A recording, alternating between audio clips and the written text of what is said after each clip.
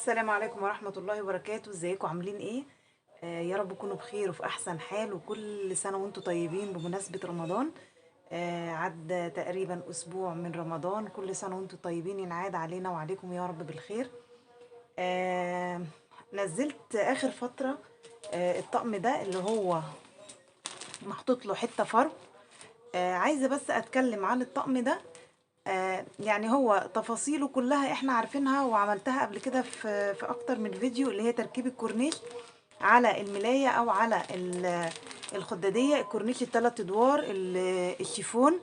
عامله له كذا حلقة. بس هي الفكرة دلوقتي الزيادة في الفرو. عايزة اتكلم شوية عن الفرو، لان انا اول مرة اشتغل في طقم واحط فيه فرو. ده اوردر السودان. لما عملت طقم اللي هو الاوف وايت، فانطلب مني اكتر من لون. لما نزلت اشتري الفرو، لقيت الالوان بتاعه الفرو مش كلها متوفره.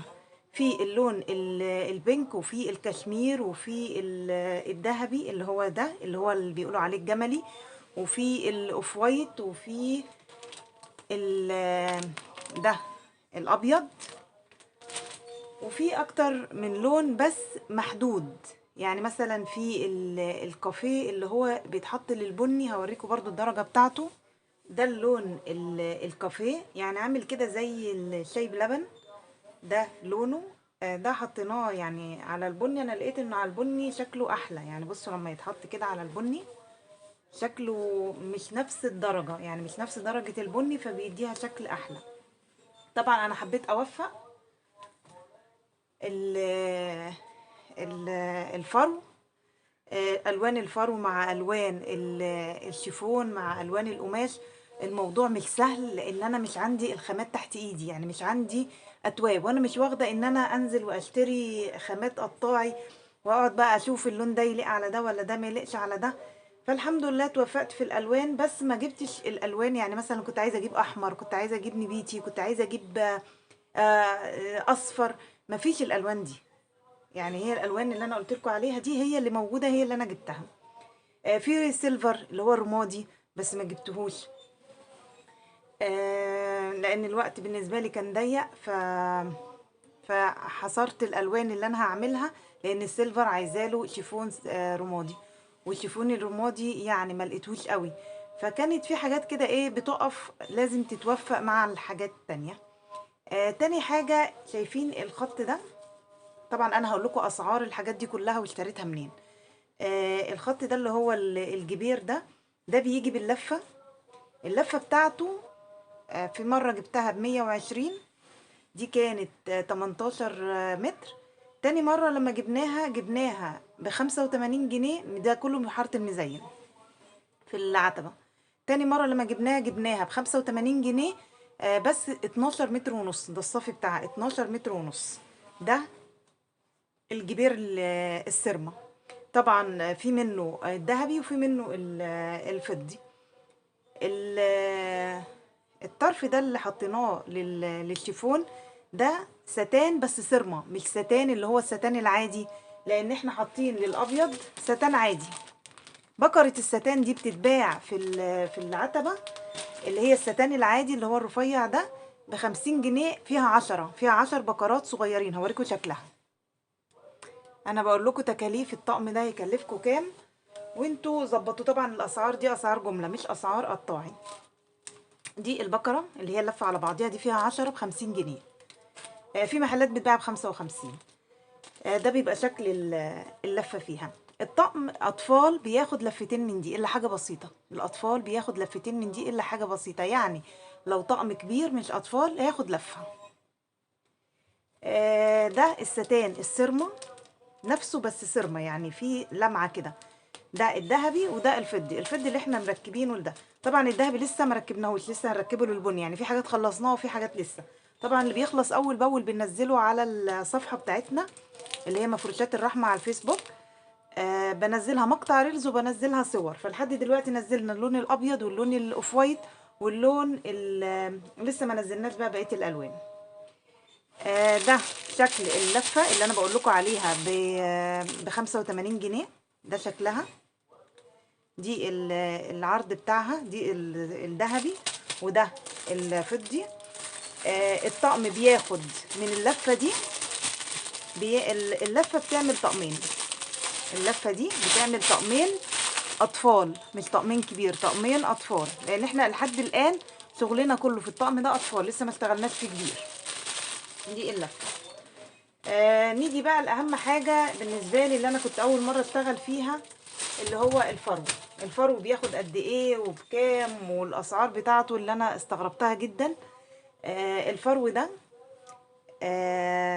في عرضين منه، في عرض مترين وفي عرض متر وسبعين. ده عرض متر وسبعين وده عرض مترين. الافضل ان انت تجيبي عرض متر وسبعين، ارخص من عرض مترين ب20 جنيه، بس مش بيهدر معاكي.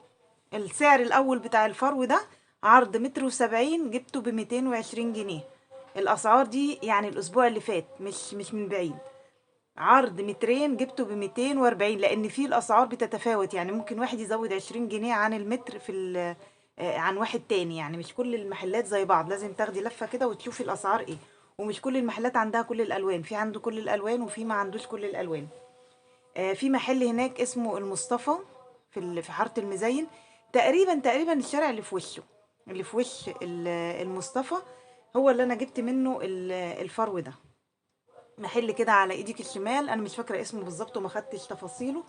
هتلاقيه حاطط يعني هو مش محلات كتيره اصلا اللي بتبيع، هتلاقيه حاطط الفرو ده. الحاجه بقى المهمه في الفرو القص. انا قبل كده لما قصيت الفرو، مسكت المقص وقصيت كده، لقيت ان الوبره دي اتقصت. هوريكم شكل حته كده منها. لما كنت بقص الفرو كنت بقصه كده كده. شايفين الحته دي عامله ازاي؟ بقص الشراشيب دي ليه؟ لان انا بمسك المقص وبقص كده، فمش لاقيه له طريقه غير كده. وعشان اقصه من الظهر مش عارفه اقصه من الظهر لان الشراشيب ماسكه في الظهر. فلقيتهم واحنا بنشتري بيقصوا الفرو بطريقه مختلفه، بيشقوا الفرو. وده اللي انا كنت اول مره اعرفه. اولا ده القماش اللي هو عرض متر وسبعين. انا لما باجي اقص الخداديه دي بقصها من ناحيه البرسل. شايفين البرسل؟ مش بشق من ناحية البرسل زي القماش، لأ. البرسل اهو مخرم اهو، وهناك البرسل التاني. انا بعلم كده الحتة اللي انا عايزاها، مثلا 40 سنتي، 35 سنتي، 30 سنتي، واقوم قصة كده بالمقص واقوم شقة. هو ده احسن طريقة للقص، بتخليلك الشكل عامل كده. بصوا الشراشيب الفرو نازل كده مش مقصوص. دي احسن طريقة. طيب الطقم بياخد بقى قد ايه من الفرو؟ الطقم لو احنا جبنا الفرو، اولا هما ما بيبيعوش بالربع متر، يعني مش مثلا 2 وربع، 5 وربع، 10 وربع، 10 الا ربع. حتة الربع دي ما بيبيعوهاش. يبيعولك ونص، يعني 2 ونص، متر ونص، متر. انما الربع دي معرفش ليه مش بيبيعوا بالربع متر. الفرو ليه اكتر من طريقة في القص. انا طبعا عشان اول مره اجيبه واتعامل معاه والقصه دي، هقول لكم كل التجارب اللي انا عملتها. اولا انا حسبت القماش غلط. في البدايه قلت ان انا هجيب 55 سنتي هيعملوا لي 3 فردات خداديات، ورحت جبت الفرو بزياده. هقول لكم طبعا الطريقه الصح في الاخر. حتى في القص وانا بقص، قصيت ال55 سنتي عملت لي 5 حتت اهي. ده قصيته 55 سنتي اهي، عملت لي، بص اتجاه الفرو بيبقى كده. القص بيختلف، يعني طريقة القص بتفرق، بتخلي اتجاه الفرو لا اما كده لا اما وانت حاطه الخداديه يبقى كده.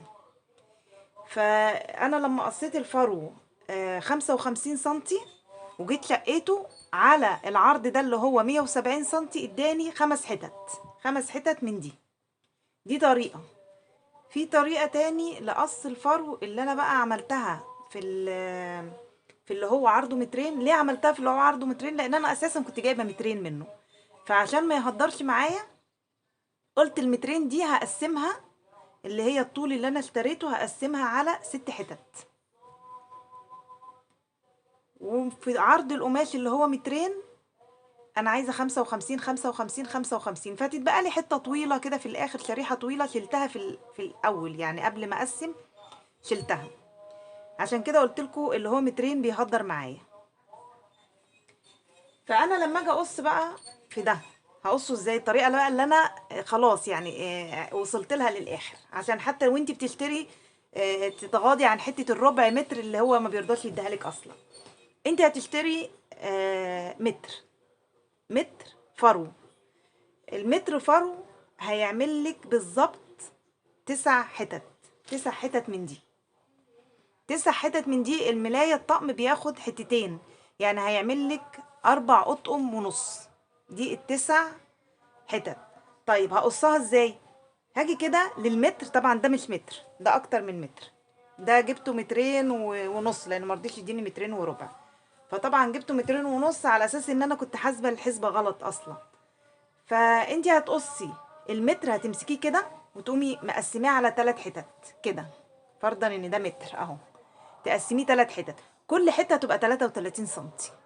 طبعا الحته الفرو اللي في الخداديه احنا اللي بنتحكم فيها، ممكن تبقى 33 35 زي ما انت عايزه. فانا اللي حاكمني الامتار اللي انا بشتريها. فالمتر هقسمه كده على 3. طيب بعد ما بقسمه على 3 حتت بعمل ايه؟ بقوم ماسكه بالمقص كده واقص واشق. هقص لكم دلوقتي برضو، وهشق لكم وهوريكم الحته دي هتعمل لي كام فرده. بس القص ده اللي انا بقصه هيبقى اتجاه الفرو بالطريقه دي هيبقى عامل زي ده اتجاه الفرو وانت حاطه الخداديه. ليه؟ لان ال55 سنتي هي اللي كده، فاتجاه الفرو هيبقى كده نايم كده يمين او شمال. غير القص ده كان اتجاه الفرو جاي كده في الخداديه وهي محطوطه على السرير. هعلم على 33 سنتي لان انا مش هقسمها على 3 حتت، لان دي مش متر. هعلم على 33 سنتي كده، واقوم واخده علامه. وخدوا بالكم وانا باخد العلامه كده، بسم الله، اخدها من البرسل. يعني بصوا شايفين ده برسل اهو، لان انا في لون من الالوان نسيت، وبدل ما اقص كده من البرسل قصيت كده علمت كده ورحت شقه بوظت الدنيا كلها، والقماش مش رخيص يعني. فاحنا بنعلم غير القماش العادي، لان القماش العادي ما بنعلمش كده، بنعلم من الناحيه التانية. هنا بنعلم من ناحيه البرسل، ده البرسل بقوم معلمه كده واقوم شقه. بسم الله.